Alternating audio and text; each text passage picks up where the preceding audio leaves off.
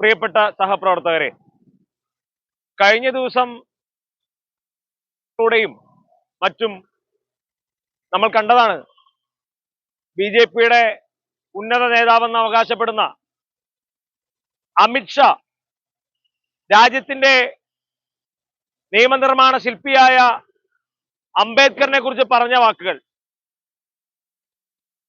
രാഷ്ട്രീയം എന്താണെന്ന് പോലും ബോധ്യമില്ലാത്ത ബി.ജെ.പിയും ആർ.എസ്.എസും ചേർന്ന് ഇന്ത്യയുടെ കോൺസ്റ്റിറ്റ്യൂഷനെ വരെ തകർക്കാൻ ശ്രമിക്കുമ്പോൾ ഇതല്ല, ഇതിന്റെ അപ്പുറം നമ്മൾ ശ്രമിക്കേണ്ടി വരും.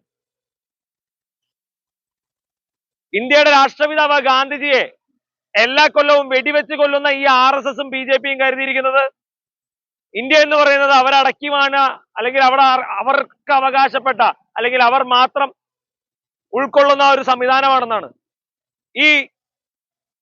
ഈ തെറ്റായ ധാരണ മാറ്റിക്കൊടുക്കേണ്ടത് ഈ രാജ്യത്തിലെ ഓരോ ജനാധിപത്യ വിശ്വാസികളുടെയും അവകാശമാണ്, കടമയാണ്. ഇന്ത്യൻ നാഷണൽ കോൺഗ്രസ് ആയിട്ട് അഭിപ്രായ വ്യത്യാസമുണ്ടായിരുന്ന ആ ഒരു നേതാവായിരുന്നു അംബേദ്കർ. ആ അംബേദ്കറിന്റെ പോലും അദ്ദേഹത്തിന്റെ ആശയത്തെ ഒരുമിച്ച് ചേർത്ത് ഇന്ത്യയുടെ രാഷ്ട്രശില്പിക്ക് മുതലാക്കത്തക്ക വിധത്തിൽ ഇന്ത്യൻ നാഷണൽ കോൺഗ്രസ് ആണ് അദ്ദേഹത്തെ ഉപയോഗിച്ചതും അതിനുള്ള ശക്തി പകർന്നതും. അത്രത്തോളം രീതിയിൽ ഇന്ത്യയെ നയിക്കുവാനും ഇന്ത്യ എന്ന രാജ്യത്തിന്റെ ശില്പിയായി തീരുവാനും കഴിഞ്ഞ അദ്ദേഹത്തിനെ വെറും ആഭ്യാസം എന്ന രീതിയിൽ, അതും ഇന്ത്യയുടെ മഹത്തായ പാർലമെന്റിൽ, അംബേദ്കർ രചിച്ച കോൺസ്റ്റിറ്റ്യൂഷനിൽ ഇരിക്കുന്ന പാർലമെന്റിൽ അദ്ദേഹത്തെ കളിയാക്കും വിധം എന്താണ് അംബേദ്കർ എന്ന് വരെ ചോദിക്കുന്നൊരവസ്ഥ ഇന്ന് ഈ കാലഘട്ടത്തിലേക്ക് ഉടലെടുത്തത്. പ്രിയപ്പെട്ട ആർ.എസ്.എസുകാരാ, പ്രിയപ്പെട്ട ബി.ജെ.പിക്കാരാ, നിങ്ങൾ ഉദ്ദേശിക്കുന്ന ഒരു കാര്യവും ഈ ഇന്ത്യയിൽ അല്ലെങ്കിൽ ഈ കേരളത്തിൽ യൂത്ത് കോൺഗ്രസ് അടങ്ങുന്ന ഇന്ത്യൻ നാഷണൽ കോൺഗ്രസിലെ പ്രവർത്തകർ ഒരിക്കലും അംഗീകരിക്കാനില്ല എന്ന് ഈ അവസരത്തിൽ ഞാൻ ഓർമ്മിപ്പിക്കുകയാണ്. അംബേദ്കർ എന്താണ് രാജ്യത്തിന് ചെയ്തതെന്നാണ് ഇപ്പോൾ അവർ ചോദിച്ചുകൊണ്ടിരിക്കുന്നത്. ഗാന്ധിജി എന്താ ചെയ്തതെന്ന് ചോദിച്ച മഹാന്മാരാണ് ഇപ്പോൾ അംബേദ്കർ എന്താ ചെയ്തതെന്ന് ചോദിച്ചുകൊണ്ടിരിക്കുന്നത്.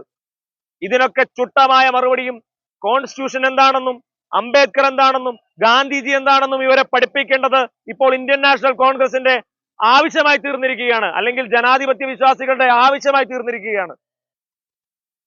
രാഹുൽ ഗാന്ധിയെയും മറ്റു നേതാക്കളെയും കള്ളക്കേസ് കൊടുക്കി കഴിഞ്ഞ ദിവസം പാർലമെന്റിൽ സംഘർഷമുണ്ടായെന്ന തെറ്റായ സന്ദേശത്തിലൂടെ കള്ളക്കേസ് വരെ കൊടുക്കുന്ന തരത്തിലേക്ക് ഈ ഭരണകൂടം മാറിയിരിക്കുകയാണ്. ആഭ്യന്തരം വഹിക്കുന്ന പ്രിയപ്പെട്ട അമിത്ഷാ, നിങ്ങൾ ഒന്നോർത്തോളൂ, ഇത് നിങ്ങളുടെ നാടുവാഴികളുടെയോ രാജാക്കന്മാരുടെയോ ഇന്ത്യയല്ല.